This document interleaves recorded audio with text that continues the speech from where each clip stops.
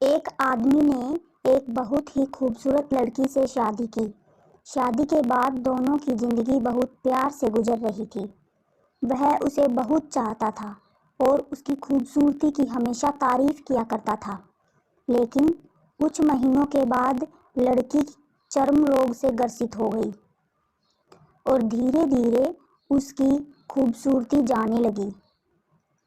खुद को इस तरह देख उसके मन में डर समाने लगा कि यदि वह बदसूरत हो गई तो उसका पति उससे नफरत करने लगेगा और वह उसकी नफरत बर्दाश्त नहीं कर पाएगी।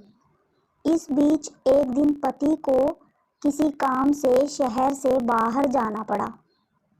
काम खत्म कर जब वह घर वापस लौट रहा था तो उसका एक्सीडेंट हो गया। एक्सीडेंट में उसने अपनी दोनों आंखें खो दी, लेकिन इसके बावजूद भी उन दोनों की जिंदगी सामान्य तरीके से आगे बढ़ती रही। समय गुजरता रहा और अपने चर्म रोग के कारण लड़की ने अपनी खूबसूरती पूरी तरह से गंवा दी थी।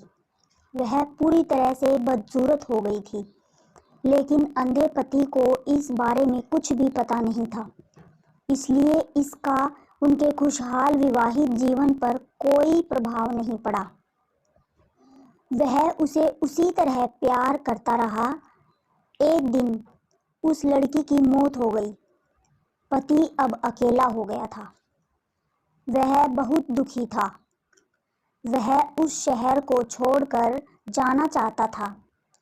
उसने अंतिम संस्कार की सारी क्रियाविधि पूर्ण की और शहर छोड़कर जाने लगा। तभी एक आदमी ने पीछे से उसे पुकारा और उसके पास आकर कहा, अब तुम बिना सहारे के अकेले कैसे चल पाओगे? इतने साल तो तुम्हारी पत्नी तुम्हारी मदद किया करती थी। पति ने जवाब दिया, दोस्त, मैं अंधा नहीं हूँ। मैं बस अंधा होने का नाटक कर रहा था, क्योंकि यदि मेरी पत्नी को पता चल जाता कि मैं उसकी बदसूरती देख सकता हूँ तो यह उसके रोग से ज़्यादा दर्द देता। इसलिए मैंने इतने साल अंधे होने का दिखावा किया। वह बहुत अच्छी पत्नी थी। मैं बस उसे खुश रखना चाहता था। तो इस कहानी से हमें सीख मिलती है कि खुश रहने के लिए हमें भी एक दूसरे की कमियों के प्रति आंखें बंद कर लेनी चाहिए और उन कमियों को नज़रअंदाज कर देना चाहिए। तो गाइस, आपको इस कहानी से अच्छी शिक्षा मिली होगी और ये कहानी आपको कैसी लगी इसे लाइक करें और मेरे चैनल को सब्सक्राइब करें। Thank you.